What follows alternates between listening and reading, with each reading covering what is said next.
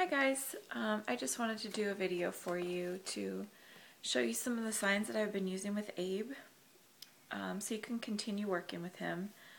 The signs that I've been using are a combination of a few different things. I use some standard obedience signs, I use some American Sign Language, some modified American Sign Language, and some just made up signs. This is pretty common with owners of deaf dogs.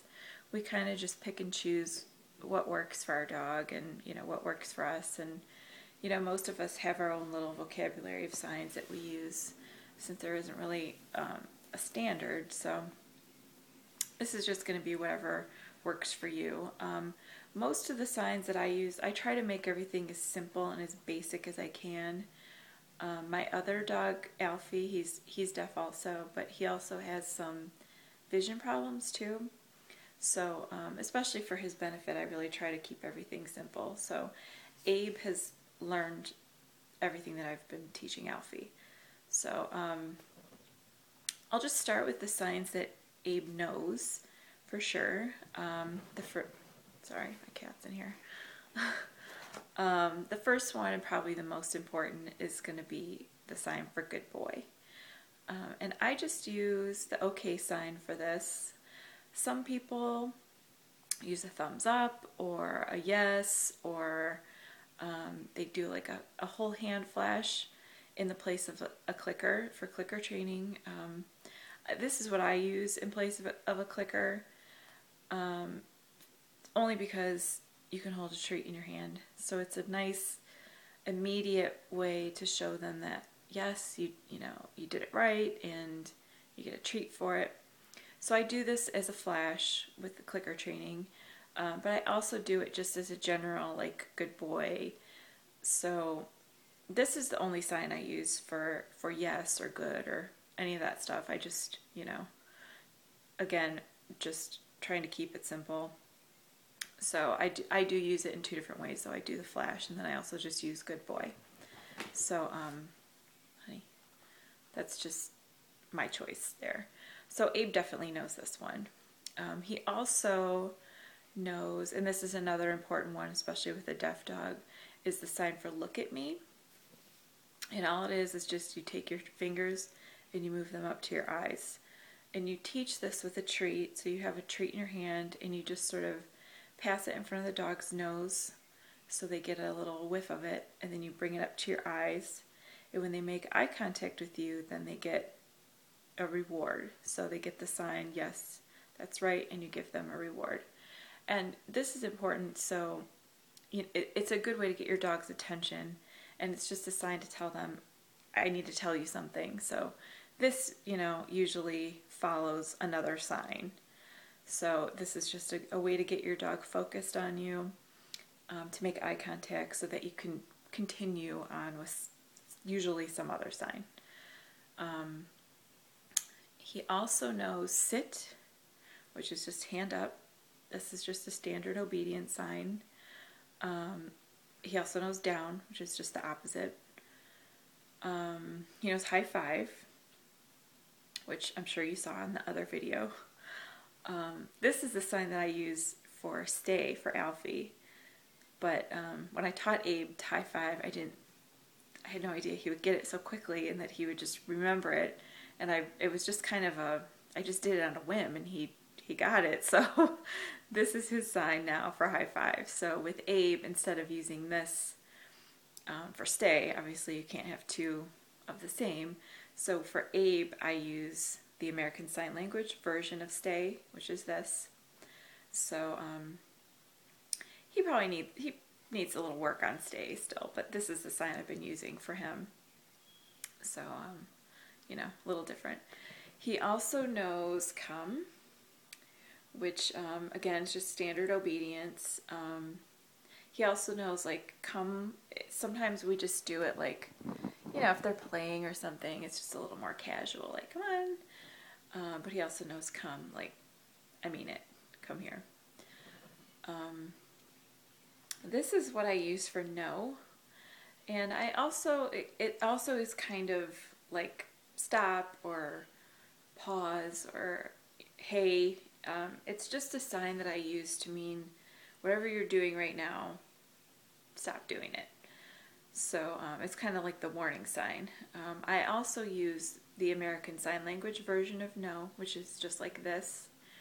And this is really like the more serious no. Like if you already got the warning and you're still being naughty, this is like, that's enough. Seriously. So he knows that one, but I mostly use this one really. He knows back up, which is just, I don't know if this is actually sign language or not, but it's just kind of a common gesture. And I use this a lot, if I'm in the kitchen and he's like near the stove or something, or when I'm making his food, if he's all excited and just kind of in the way, I just tell him back up. He also knows a sign that I made up, which is, I call it go here. And it's just, it's a combination of two things. This is this is the sign for go in sign language. And then this is the letter H. And I basically, sorry, my thing is all messed up. I basically use this to mean like go to your crate, go on a mat, go, in the back seat, whatever it is. It just is like 2 points to wherever you want them to go. So, for Abe, he knows it for the crate because I feed him in his crate. But I use this with Alfie a lot too, with just if I want him to go, go to his mat, or just go sit in a different area or something like that. It's just 2 points to wherever you want them to go. And this is just a made up sign. He also knows all done, which I do like this. There also is the sign language version of finish, like this. And the only reason I don't use that one is because it's similar to back up, and I just don't want to cause confusion. So I always make sure that I kind of like do like the hands first. And that's just I do that at the end of a training session just to symbolize like we're all done, or if I don't have any more treats or something, that's all that means. Just no more, or we're done, or finished. He knows quiet. And this is just something that I teach when he's being quiet and he's, calm and relaxed and everything. And I'll just say like, quiet, good boy. Like you're being quiet, good. He also knows just sort of general pointing gestures. And this isn't really sign language, or, it's something you probably use with your hearing dog.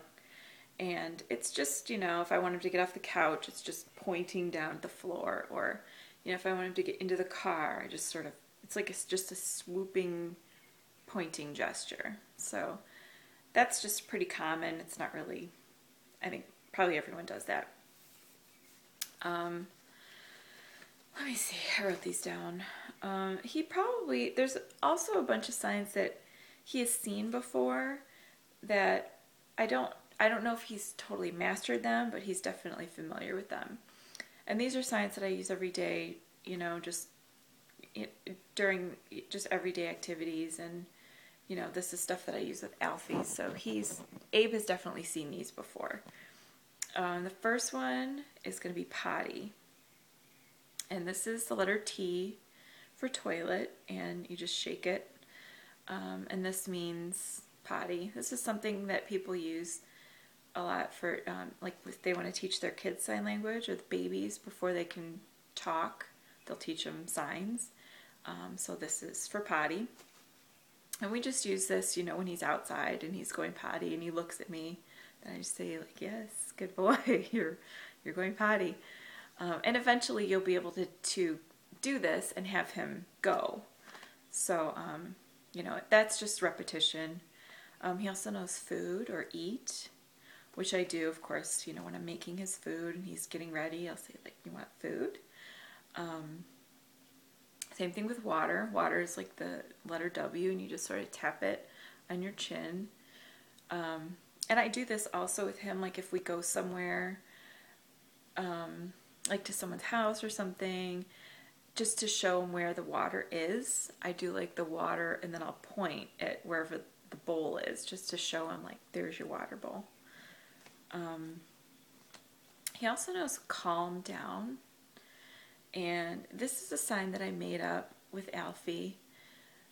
And it was just, I can't remember where I got it, but it was just something that I started to do, and he would follow my hand when I was doing it, and it would just it would just settle him down. So this has become the sign for calm down, which I also say usually, calm down. It's just a slow, kind of relaxing move. So he does know that one too.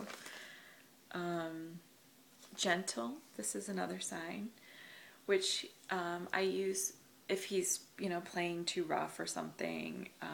Then I do use the sign for gentle. And, some people teach their dogs like no biting, or no biting, or no jumping, or whatever, whatever it is you don't want them to do. And I just kind of feel like I don't want to teach them a sign for something that I don't want them to do. So I haven't taught them a sign for biting, because I just kind of feel like, well, in order for them to understand that this is the sign for bite, you're going to have to do it. You're going to have to like repeat this gesture while they're biting something, or, hopefully not someone, but, that's how they learn it. It's just through repetition.